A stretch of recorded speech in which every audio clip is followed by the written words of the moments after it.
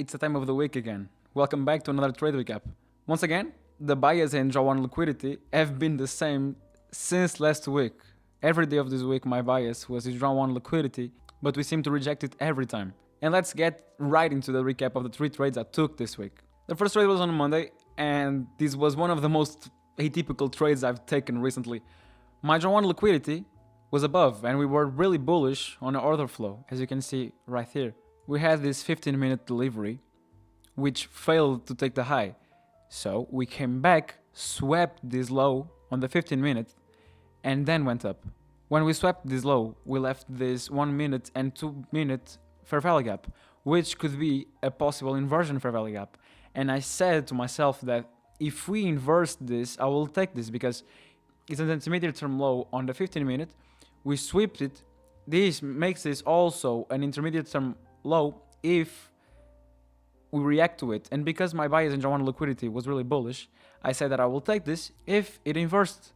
The problem was, right at open, this is a 930 candle, this just rallied up.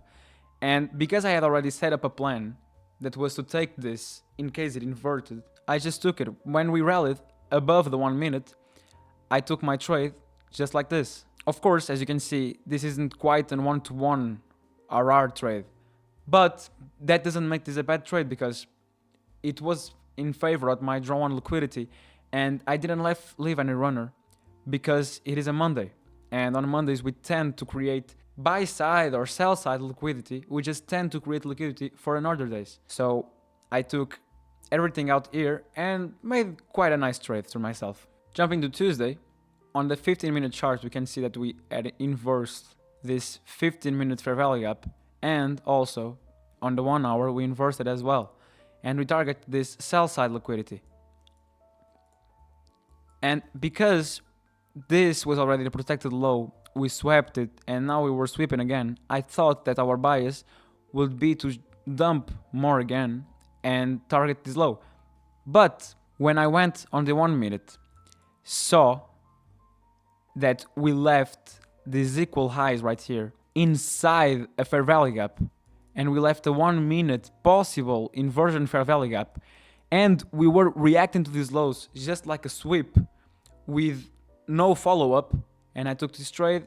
I took everything out here because if I was wrong and we could be bearish, I will get stopped to break even before we go higher. So I didn't leave any runners, just like what happened when we took the highs. We just started chopping. I can't predict that, but I'm grateful that I took everything before this. And when we took these highs, if you go on the 5 minute, we can see that this kind of started looking like a market maker buy model to this high right here. Going back on the 1 minute, just to remember something, here we also have this bullish order block, and we inversed this with momentum.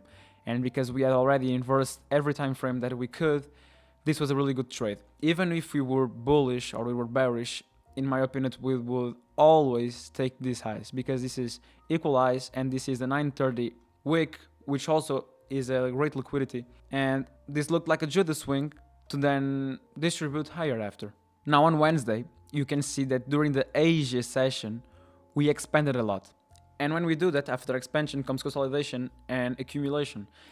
So because we expanded a lot during Asia session, it usually, not always, but we can expect for New York to have an atypical PA. So during the AM session of Thursday, we had some failing setups, but nothing special. So I logged off at 11 AM. But on the PM session, we inversed this 15-minute fair value gap. And I said that because this looks like a market maker buy model, if we retapped this 15-minute fair value gap before taking these highs, and we had a decent setup, I would take it. Now, if we go on a 3 minute, we see that here we left this 830 that high, and we created equal highs with it. And as I said, when we retapped the 15 minute, also tapped these order blocks on the 15 minute right here. We took the last fair value gap in the 30 minutes and inversed this with momentum, also in the 3 minute and the 5 minute. I took this right here. Now, for this to make sense, I need to show the ES charts. Above this high, we still have the new day opening gap that was around here, and we did target it. But if I had left my trade open, I would have gotten stopped at break even.